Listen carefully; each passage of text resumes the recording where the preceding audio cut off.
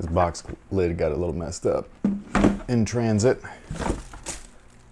I can still do that, so it's all good.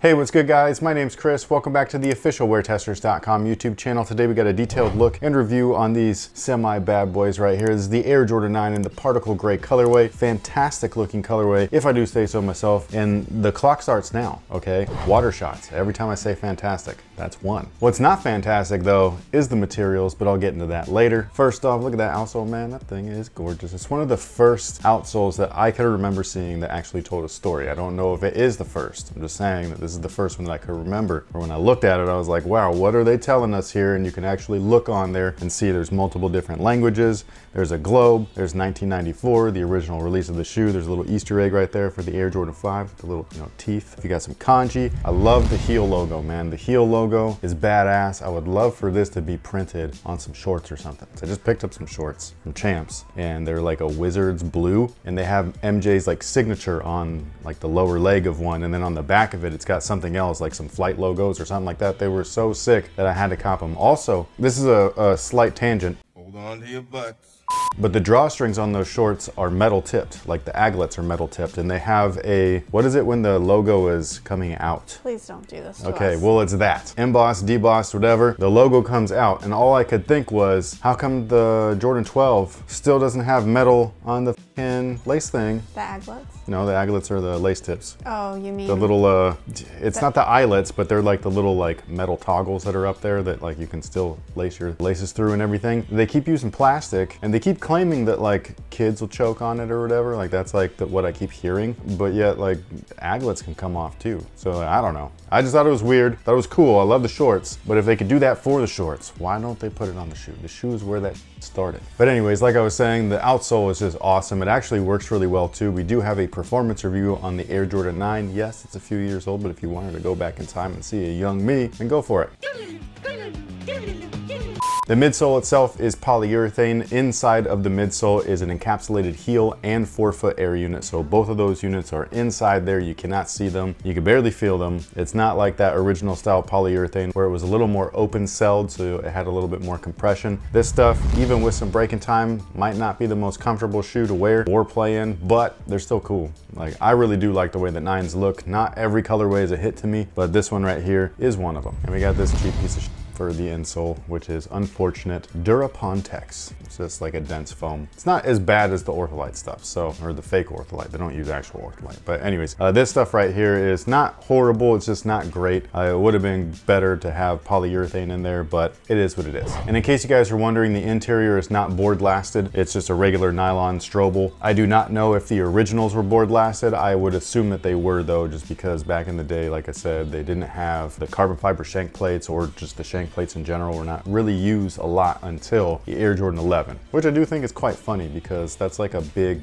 gripe that a lot of people have nowadays, where if a shoe doesn't have a shank plate or a torsion bar, I was always told by designers, as long as the base is flat, that there's no bowing underneath your pressure or your weight and everything, therefore you don't technically need it as long as everything is straight and stable. So when you look at those earlier Jordans, that's exactly what they feature, and then they have the board last inside for that torsional rigidity. So I just think it's funny that there's like so many people that complain, even though that's how shoes were made for so long and people are just fine. Now the materials on these are where I start to get a little bit bummed out. This is such a great colorway. I think that they look fantastic. It's almost like a play on the playoff look, where it's, the white black with a little bit of red, but they splashed in some gray on there, which I think looks amazing. But the materials are just subpar. Like this black material that's along the upper is the same exact stuff that they used on, what the were those? The all red ones? Yeah, what were those Chili called? red. Was it chili red? I thought that it was, but I was like, there's no way that they were that dumb.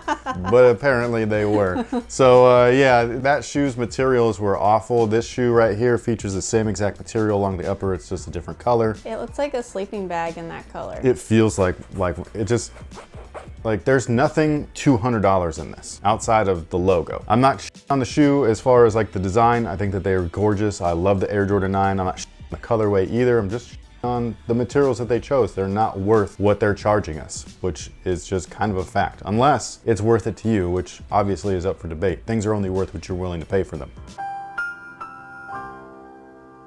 Now the gray areas are where they could have done something a little bit more elevated. Same thing with those chili reds where it was patent leather, I believe. They could have done like real patent leather. They decided to go with synthetic patent leather. This one right here, like it's synthetic nubuck. They could have went with real nubuck. They could have went with suede or leather, anything. They could have gone in any direction, but they decided to go synthetic, and it's just like, bro, these shoes are mad expensive now. They're 200 to 210, I think, like retail. Look, can you, let me see.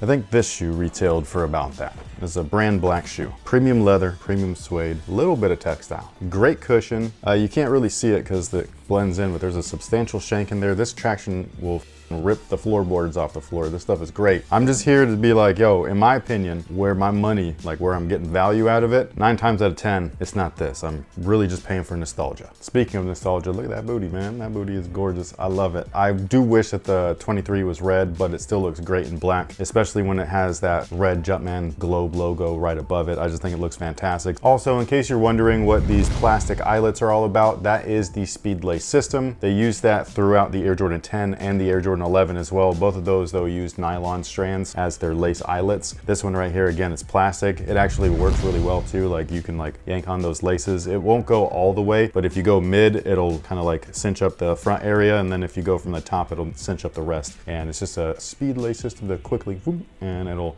cinch everything up for you. Inside of the shoe is a Huarache style booty sleeve. It makes the fit very comfortable. However, I would go up half a size in this one because they are actually pinky toe killers. I was thinking about this on like the Air Jordan 11. That's also a pinky toe killer. Sometimes the Air Jordan 12, before you break it in, same with the 13, the 14. The 4. Yeah, the 4, the 1s. And then we get to the 36s, right? Same thing. It's like in 36 years, the one thing that they're consistent with is up your toes. Maybe Michael Jordan doesn't have a pinky toe. Maybe that's why he flies so high. Maybe. It's not held down by that little thing.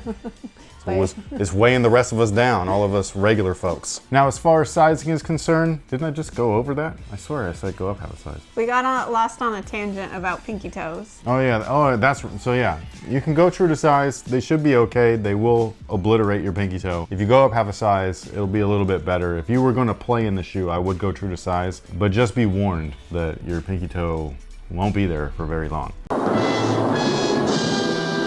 If you were interested in grabbing a pair of these, they will be available at most Jordan brand retailers. If you're in the Sacramento or Elk Grove area, Phenom is going to have these in stock. They're going to be available, I believe, in men's and kids. I really like the colorway. I just don't love the materials. Well, what do you think about them? They're very basic. So, I mean, you keep saying that about every thing that I like. It's either they look like or they're too they basic. Either look like a big toe or they're too basic. Like, come on, man. But sound off below in the comment section. Let us know what you think about them. Are you going after a pair? Are you going to let them sit? Are you looking forward to something else entirely? If you are, what is it? Because I can't even remember what's coming out. There's so much stuff. We still got like half a year to go. Oh, man. Is anybody like super hyped for those 11s? The Christmas ones? Yeah, they're like white with red patent leather. So it's like a high top version of the lows. Oh. I just need to know like what's everybody feeling, because I don't really talk to anybody about that stuff. But like if you guys are like super hyped for them, I'd like to know, just because like it's kind of a new colorway, but kind of not. It sounds Christmassy. I would have liked candy cane like. Yeah, but I would have liked like a, I don't know, like a remastered like Columbia, but like whatever, maybe next year. Maybe. Thank you so much for watching. Thanks for being here. We'll see you on the next one, and until then, have a good one.